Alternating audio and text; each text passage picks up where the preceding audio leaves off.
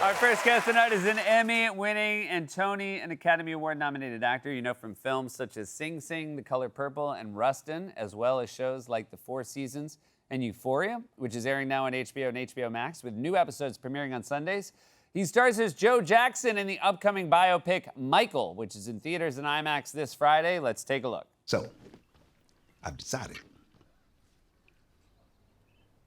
I'm arranging a tour in a live album. Well, how are we gonna tour without Jermaine? Your brother made his choice when we left Motown and he stayed. Let him live with it. The point is, we need to capitalize on Michael's album.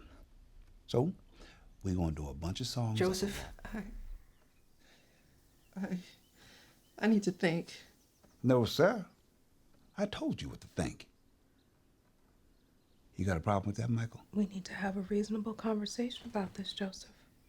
You think now because you're a big superstar and you got this big hit album that you're better than everybody in this house. Is that it? You're better than your brothers. Your mother and me. Is that it? Please welcome back to the show, you guys, Coleman Domingo.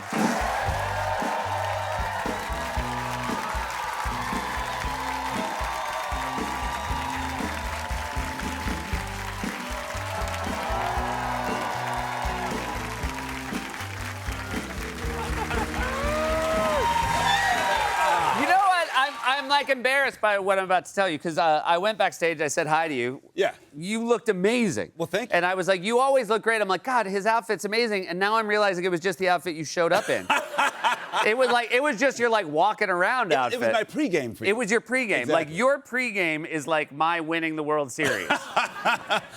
You look fantastic. Well, thanks, man. There was a whole conversation about this outfit before I came out here. I'm very happy you wore it. I'm representing a movie like Michael. I couldn't come out in like a polo shirt and khakis. No. You know, right? This is why you're in the film and I'm not. I mean, there's a number. You look great. You look great. Thank you. Nobody believes you. Thank you. You also looked great. Briefly, I just want to touch on fantastic job at SNL just a couple weeks ago. Thank you. Oh, thank you. Thank you. You certainly presented as very comfortable for a hosting job that many find uncomfortable. But did you just enjoy it as much as it seemed? I think I just kicked into my theater background. Yeah. I feel like, I just felt relaxed. I feel like the most relaxed place I am is on stage. Yeah. Really. So I felt like I was at home, and also the whole team over there, all the writers and the creatives there, they really make sure they took care of me. And the opening monologue was really just sort of me. Yeah. And also just like, I wanted to be funny, but not like ha-ha funny. Yep. But just like, we're going to be warm and gentle. I think that, funny. I mean, again, you talked about, vibes, and that's a real important part of the monologue, which is just to make everybody feel comfortable before That's things it. kick off. You did Yeah. a great job. It was Thank really you. fun to watch. Also, great job. I do want to shout out the hair and makeup team completely transformed you into Joe Jackson. I mean, and I didn't look like myself. No, to me. so that's the man himself, and I mean that's incredible. Yeah. Yeah. So it's not just. Yeah. How much prosthetics was it? It started out with 2.5 hours of prosthetics. Yep. And then we got it down to 90 minutes. And Okay. then plus wigs. But we were moving fast because they didn't want to keep me in there for too long.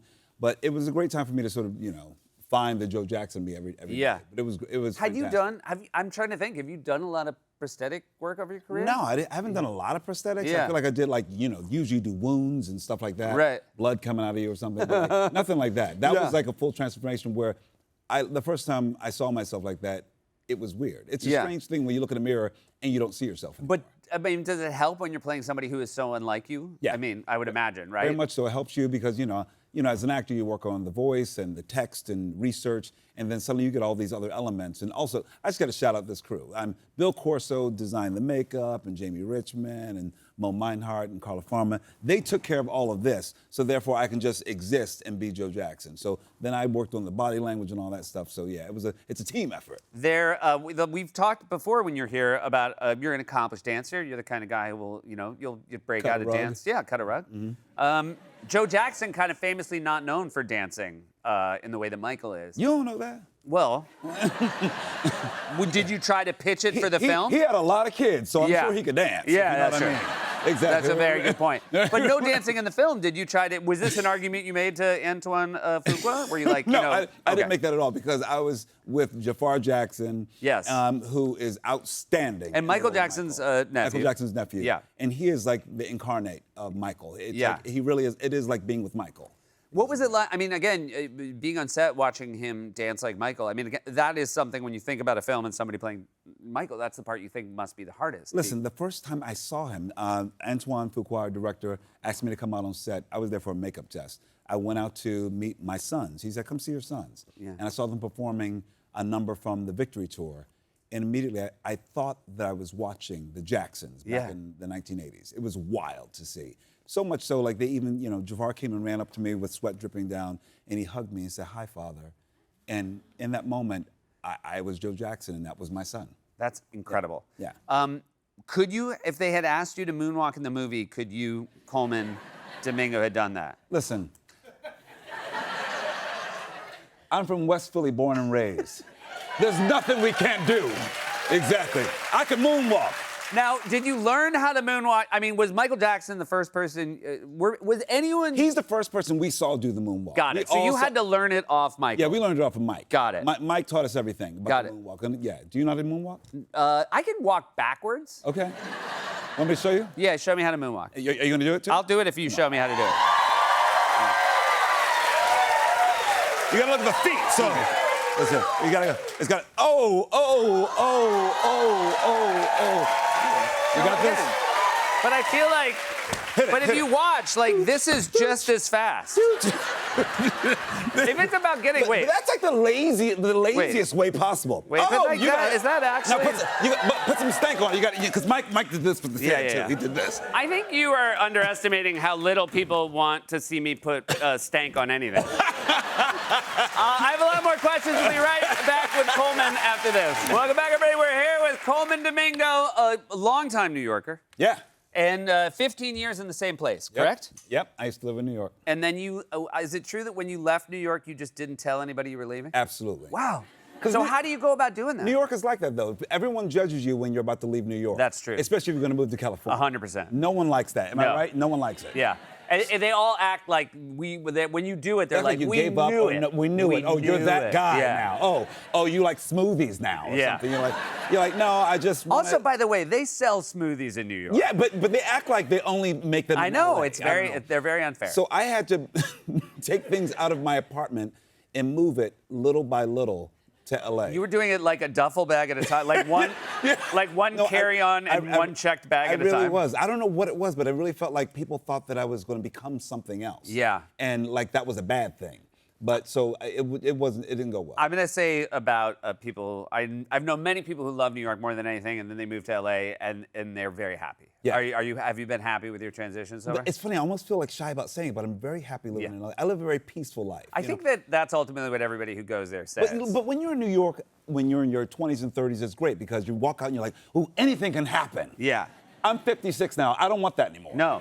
Exactly. No, well, you think the same thought, but a different way. You're like, anything could happen. Yes. Oh my God. Yeah. So exactly. I get Like, it. I don't yeah. want that. Yeah, Exactly. yeah, yeah. It's No, anxiety. I'm enjoying. Like, I think having young kids here is helpful. Yeah. I like seeing it through their eyes, but I don't like seeing Young it through kids my here are eyes cool anymore. though. The coolest kids are New York kids. Oh, they're already so cool. They're so much cooler than me. Way cooler than all of us. Yeah, because I mean, they've seen stuff like the stuff they've seen. I don't think I saw till I was like 35. But right, and then they're really dry about it when they're 12. Like, yeah, look at that dude on the subway, like doing backflips, Yeah. clown outfit on. Oh no, Who cares? it's unbelievable. Eh. My son was on a subway and there was like an artist, just an incredible visual artist. He was just standing with like a welder's helmet Yeah. that was painted, and my kid was like, "Can I put that on?" He's like, "Yeah." And just like puts on a welder's helmet. They like go 2 stops, like talking. I'm like, only in New York would this Only. happen. Yeah. Exactly. Exactly. Euphoria. Congratulations, it's Thank back. you. Oh, thank you. Thank you. This is, you made a joke about it in the monologue, but like people who love Euphoria, that is a unique audience. Have people been addressing you about how happy they are that it's back? They are happy about it. But, you Yeah. know, first of all, they were pissed off that it took so long for us to come Yeah. back. And then they're very happy that it's back. Yeah. And then there's a lot of conversation about that it's back, but it's I don't know, it's all complicated because it's such a wild and crazy and beautiful show. And Yes. everyone wants their show. You know what I mean? Well, So, it's interesting because I feel like one of the reasons people were drawn to it in the first place, it was very unique and unpredictable. Yeah. And so then it's funny when people are then upset that it continues to be unpredictable. Like they all That's want to. exactly Yeah. it. That's exactly They're it. like, no, But no. that's the At nature this of the point, I show. want to be able to predict it. It's like, no, that's never Well, going and to the happen. center of the show is an addict. Yeah. And so it has the personality of an addict. It will constantly change. And That's shift. true. You know what I mean? I haven't It thought won't be about it that way. reliable. Yeah, that's exactly. true. Right. Exactly. Right. Zendaya, you've talked about this, but it is really. I mean, it's the craziest thing. You first interacted with her. I mean, obviously, she saw you on stage when she was 5 years old. She was 6 5 years old. Yeah. That's unbelievable. So I'm responsible for Zendaya's whole career. No. I'm totally kidding. I'll take that credit. She watched me and decided, oh, I got to be like Coleman. But you guys didn't. You figured that out on set, When we were right? on set first season, we were just sitting with some downtime. We talked about our roots in the Bay Area, how she grew up there. Yeah. I started my career there. And then we found out that she would watch a show of mine like over and over again. She was like 5 or 6 years old. I saw this cute curly hair girl watching, I think it was All's Well That Ends Well, night after night. And I was like, who is this kid? And I was just intrigued by it. And then I found out later that that was Zendaya. That's Yeah. unbelievable. So we've been connected for years, and I think she's one of the most remarkable actresses we have. yeah, you never get bored watching her. Never. Different choices all the time. I'm we sort of in show awe up of it. game and ready and loose. Yeah. And I love working with her, and I love our friendship and what we do off screen. She's just a real awesome girl. It's very nice to see you guys working together again.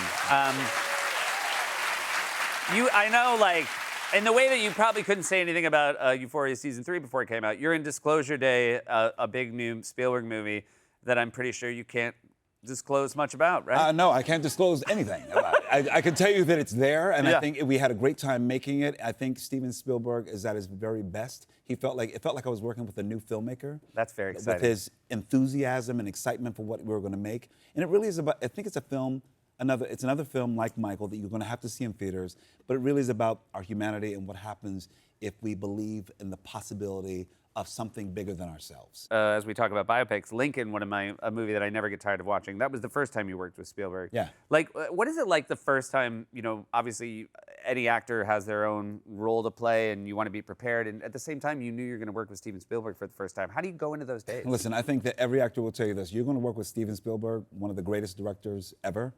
You go into your research, you go into your study. You can't prepare enough, Right. Because you want to be ready, and you don't want to let him down. He gives you so much faith. He's got a twinkle in his eye, and you really feel like I want to make sure that spark is always there. I don't want to see the darkness. Yeah. If you don't know, he doesn't have darkness. Yeah. He's very sweet. Yeah. But you know what I mean.